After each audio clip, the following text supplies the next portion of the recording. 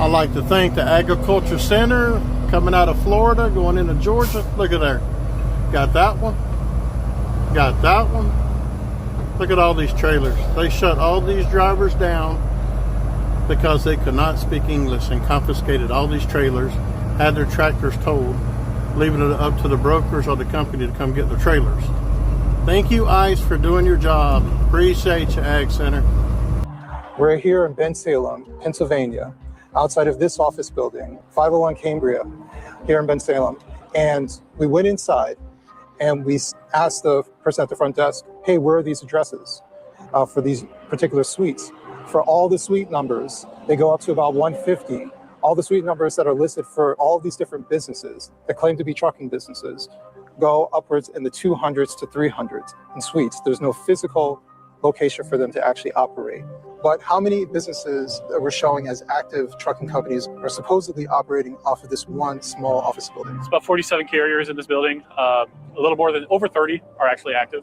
Most of the other ones have been inactive for a couple of years now. And the ones that we're investigating, most of those are basically just mailboxes that we saw. Correct. There was one office suite that still has a couple of trucking companies operating out of it. The name of the company I was looking for, when I knocked on the door, two gentlemen opened the door for us, and I gave the name of the company that we were looking for. They had no idea what I was talking about. They gave us two different names for the carriers that they represented. I presented myself as a truck driver looking for a job, and they told me to get lost.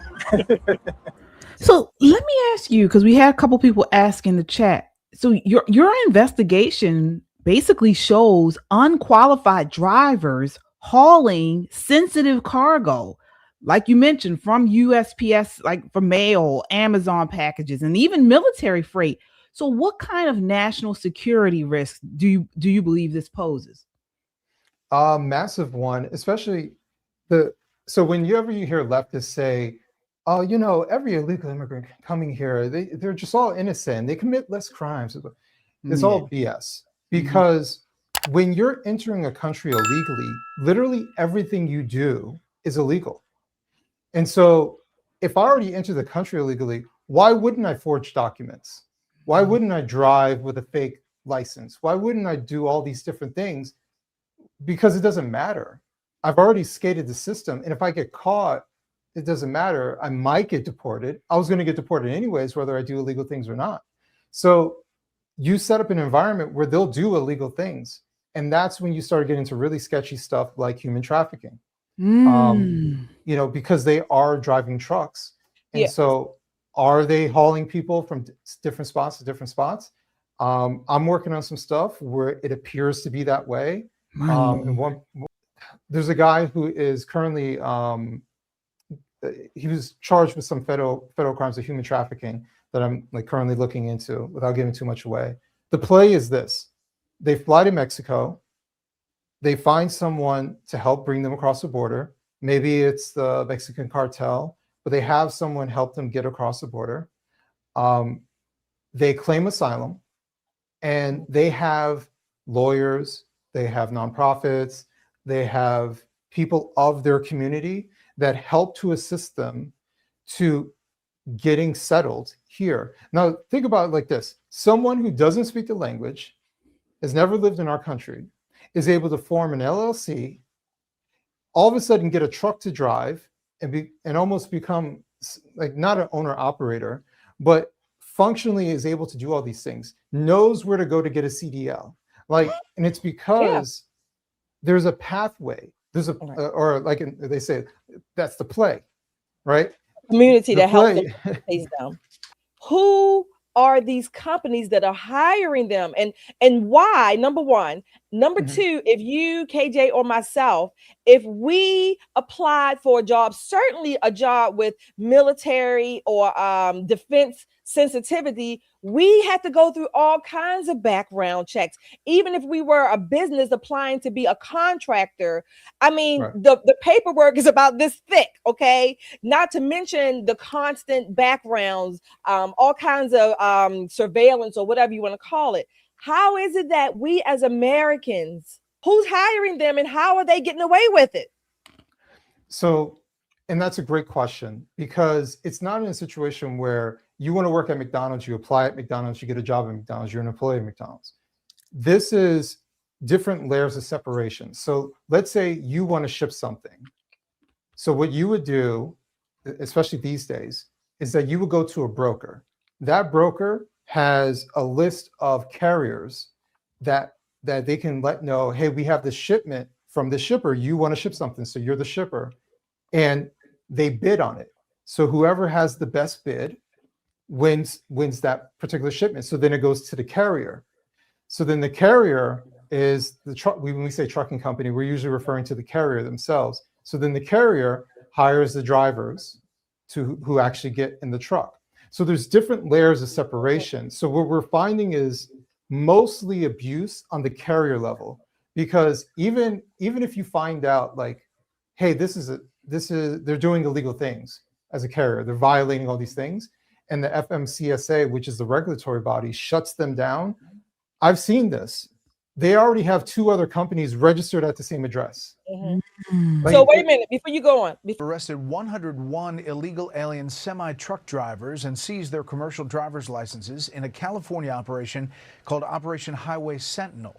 Most of the arrests took place on highways and ports throughout the state. Democratic California Governor Gavin Newsom has rejected the Trump administration's effort to arrest illegal migrant truck drivers. So let's say the DOD has a shipment, military shipment. They go to a broker. Then that broker finds a carrier. And then the carrier is the one who's hiring the driver. So from the broker standpoint, he said, listen, all I did was accept a bid from this guy. I didn't hire the driver. I'm not responsible for what the carrier does, right? So he's the middleman. So and then the shipper would say, well, listen, I had no idea there's illegals driving because I just went to a broker, right? So then the shipper says, well, I don't know.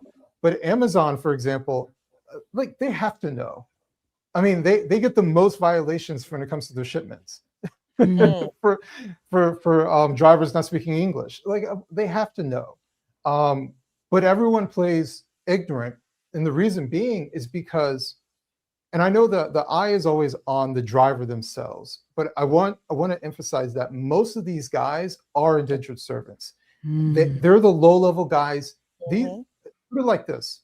These guys take maybe 2 or 3 days off a month.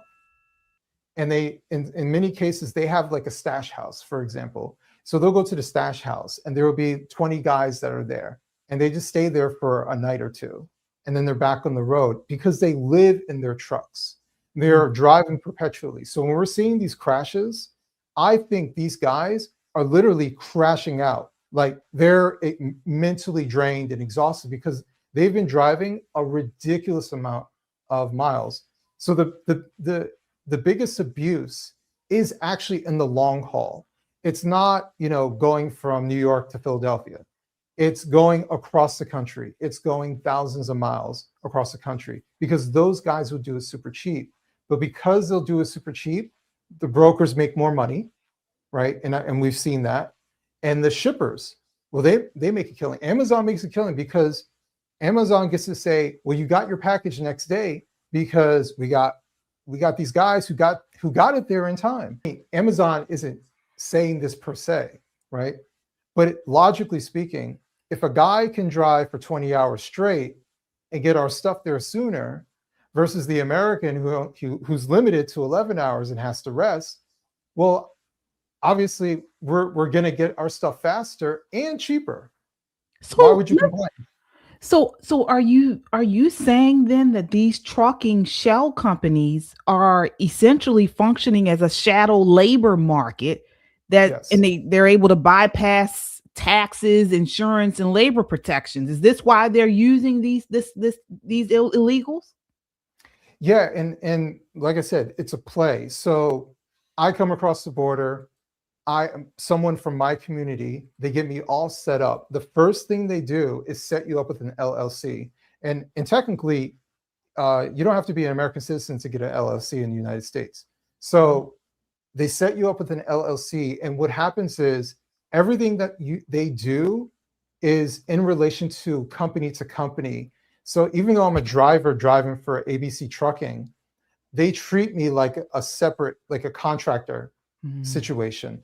Right. So they charge the contractor for X, Y, and Z. So it always looks like a business to business transfer. So technically these carriers don't have employees. So they don't pay employee tax.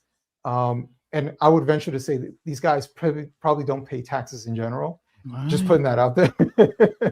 Because they get shut down all the time and they skate laws and stuff like that. So it's pretty crazy. What needs to change right now then? Is it laws, enforcement, corporate accountability? What needs to change to shut down these chameleon carriers before more people get hurt on the road? You know, this sounds all right. So I know Sean Duffy is and I would like to interview him. I'm trying to get in contact with him, but I know Sean Duffy is going all in on the carriers and, you know, stiffer laws. They're in government, so their focus is legislation and regulations and stuff like that.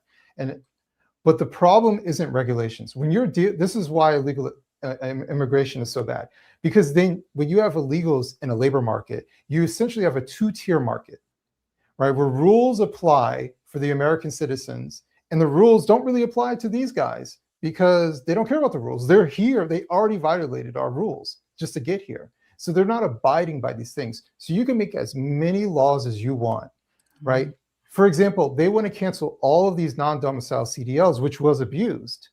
But these guys are here illegally. They don't care. They'll just get a forged CDL, or they'll just drive. And if a cop pulls them over, they might get in trouble, sort of, right?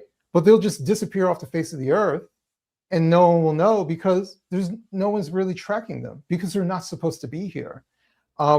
These are people who are willing to do illegal things. And on top of that, I have a slight bit of empathy for these guys because they are being held down as indentured servants. They owe money to cartels. They owe money to the groups that help to smuggle them into the country. So they have to work. They have to do these things. That is why they're crashing out in the way that they are.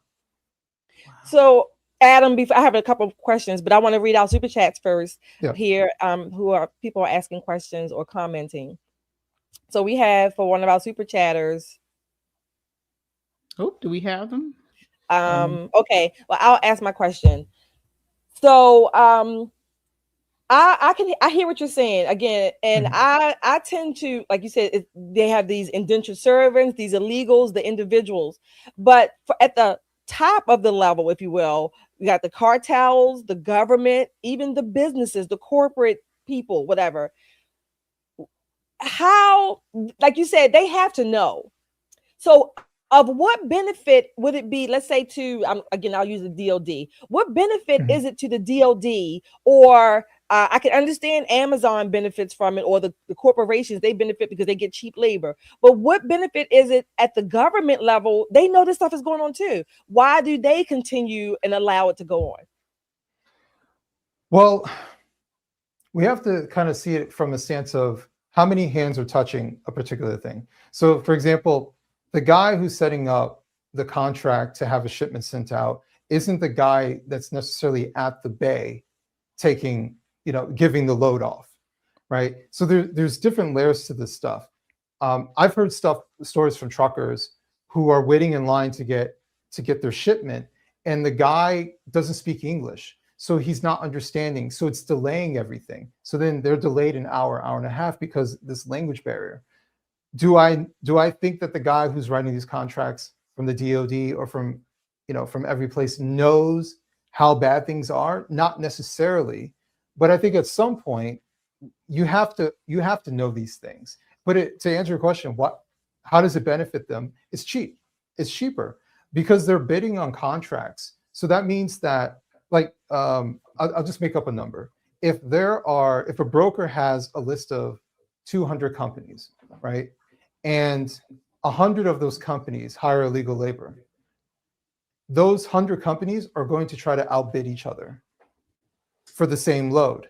So those guys can go cheap, super cheap. The other 100 who are American citizens are like, I can't afford that because I have to pay him his salary. We have gas we have to worry about. He has limitations on the road. Like I can't afford that. So they went out on these bids, and that undercuts the American trucker. Okay. So it's even cheaper If I understand you, it's even cheaper for the government because it's a cheaper bid, so they can pay out that contract at a cheaper rate, ostensibly saving the taxpayer money. Well, and see, this is where yes, you're not wrong, but it's a little bit weird because there's so many layers of separation. So I go to the broker's getting his cut. So in many ways, the brokers are making out really big in this situation because the brokers are essentially the middlemen who have a list of, let's say if they're a sketchy broker, not every broker is the same. I've talked to a broker recently and he's like, it's really tough to be legitimate because you got to vet everything.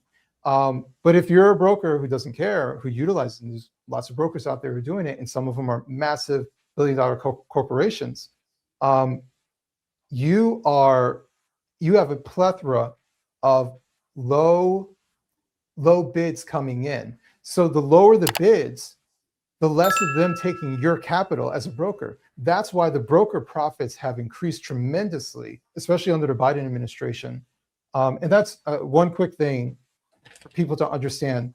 When Biden got into office and a flood of illegals came through the southern border, we already know, they went to Texas and they started shipping all these different places around the country. I don't think a lot of people understand that at some point the Biden administration gave those people work authorizations because they were waiting on their asylum claims. And these asylum claims, for many of them, were going years.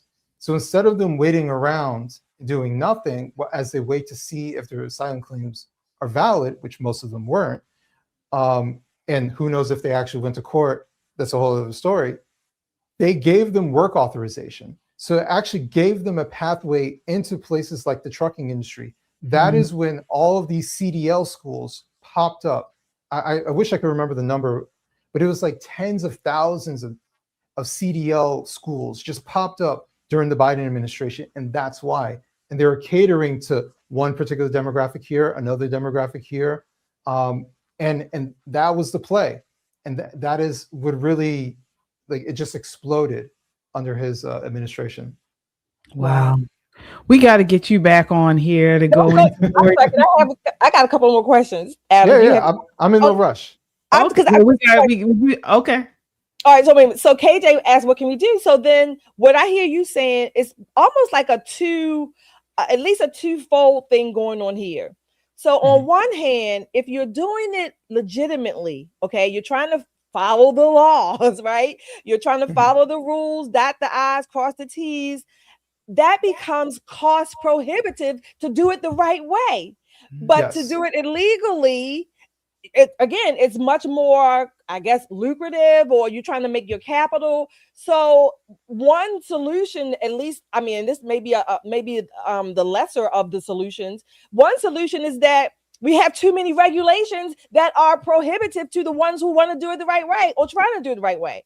I mean, I don't understand. I mean, maybe I'm not saying that correctly, but the rules and the laws are so onerous, if you will. And I'm not saying that some of them are not necessary. I'm just saying in the big scheme, they're onerous. So it almost, quote unquote, forces you not to do it the right way and just to make a living. I mean, I don't know. Well, what's the right? What do you think on that, Adam? Because the right way, I mean, you can't have these people on the road who can't speak English, don't understand the signs, and then as you mentioned, once you start letting in illegality, I should say, it turns into all kinds of things, like you said, trafficking and probably drug trafficking and human trafficking and all types of stuff.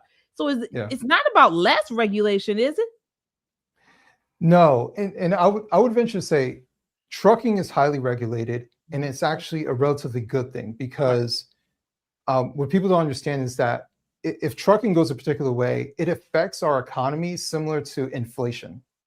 And so if trucking becomes more expensive, like we saw during COVID, when everything started shutting down, things became more expensive, partly because of the trucking situation. So it's not necessarily the regulations, because even if it was more laxed, the problem is that there are people who don't care about the regulations at all. And that's the real issue is two things. Well, I would say one major thing: enforcement. The FMCSA has lots of rules and how they structure certain things, but there's no teeth. If I shut you down, you can literally start another trucking company tomorrow.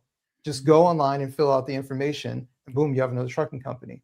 There's no checking to see if there's 3 or 4 trucking companies at the same address, right? So if I shut down one, it doesn't matter. You just switch the name of the truck and you just be hauling loads the next day. There is no enforcement. And as of right now, the only real solution is it's probably 2 things: massive amounts of deportations. That's what I was gonna say. Yeah. And that's just so people understand the gravity of this. The FMCSA, which I think is underplaying how many, but at least they acknowledge that there are at least 250,000 illegals who are driving trucks. That's what they acknowledge. I've talked to other experts who say it's somewhere between 600,000 and 900,000 illegal truckers who are on the road. So when they come out with reports like we caught 600 illegals driving trucks, that's actually a drop in the bucket. And on top of that, they'll be in another truck tomorrow driving back on the road because they don't care. I think the only sure way is to take their trucks. Like, you're just going to have because what happens is, if I don't speak English and you stop me, you put me, they call out of service. That means I can't drive anymore right now. And someone else has to take this truck, right? And you get a violation because of it. But it doesn't mean I can't get in another truck tomorrow and haul another load and go through this whole game once again. So Adam, how do they get the trucks? Where are they getting the trucks? I mean, an 18-wheeler, I mean, where do you buy a truck? I mean, to go buy a car, you have to have identification, whatever, proof of income, things like that. So who in the hell, how do you just go buy an 18-wheeler today and somebody takes it and you go get another one tomorrow? Where are they stored? Where are these trucks? So that's what I'm saying. Like, the carriers, they may be here legally. The carriers are these guys, and especially if we're talking about different ethnic groups, they're guys who are more established here, who are here usually legally, who are set up in a particular way. So when they do get some guys coming through, they have trucks ready to go. Like, so they sort of operate like a business, but they do sketchy things that makes it an illegitimate business. So even though they technically don't have employees, they sort of are employees, but at the same time, they're kind of like landlords too, because they're renting the trucks. If you're a truck driver driving for like JB Hunt's not charging you to drive their truck, right? In this situation, it's the opposite. They charge them like it's rent because these guys are literally living in their trucks. So when I'm driving down the road and I see all of these 18-wheelers lined up somewhere in like a lot or something, these are possibly ones they're going to be quote unquote renting or selling to the illegals. I mean, I'm guessing, because I mean, you can't necessarily hide an 18-wheeler, so to speak. Yeah, I mean, I wanted to probably do this game of going to a truck stop and just running to see how many of these guys are legitimate. And that's another thing. I could shut down your company. I could shut down your trucking company, but it doesn't mean that you can't get a load tomorrow. Right. Because not everybody's checking everything. I wrote a piece for the New York Post talking to a widow who lost her husband. Coincidentally, he's a truck driver, retired, when an illegal immigrant who had been deported, I think 16 times, jackknifed the truck, and metal pipes came off and crushed her husband to death. And that company that legal was driving for was shut down by the FMCSA a year prior. So that's what I'm saying. It doesn't matter if they shut them down. So when you see Sean Duffy and all these other people, and I'm not trying to take a hit at Sean Duffy per se, because he's doing his job, but when they say, victory, we shut down this company, guess what? That guy probably moved it over to another company, just changed the name of the truck, and is still operating. And there's so many circumstances of that. Even of like the high profile ones that we've seen, those same companies still operating. Oh, okay. You know, Wow. so yeah. Well, yeah, we got to get you back, Adam. Yeah, definitely have to have you back on. Well, please again share with where people can find you. We did share your GiveSendGo link. You give your X address again. Yeah, my X address is at wrong, WRONG_speak on X. People can check out my Substack, adambucoleman.substack.com. I put everything that I'm doing. If I do TV, if I write some articles, I put everything there. But yeah, check out the GiveSendGo. I do have a video on there just kind of detailing what I'm trying to do. I'm trying to highlight the victims of illegal immigrant truck drivers, because there are many out there. Some of them are lost family members. Some of them are economic victims. And I want to show like actually how this operates, how this works. And it's going to be eye-opening. So I start filming at the end of the month, and I'm really looking forward to it. All right. I am a Substack subscriber, so definitely check out his Substack. I've been a subscriber for a long time. Yeah. All right. Thank you, Adam. Thank you.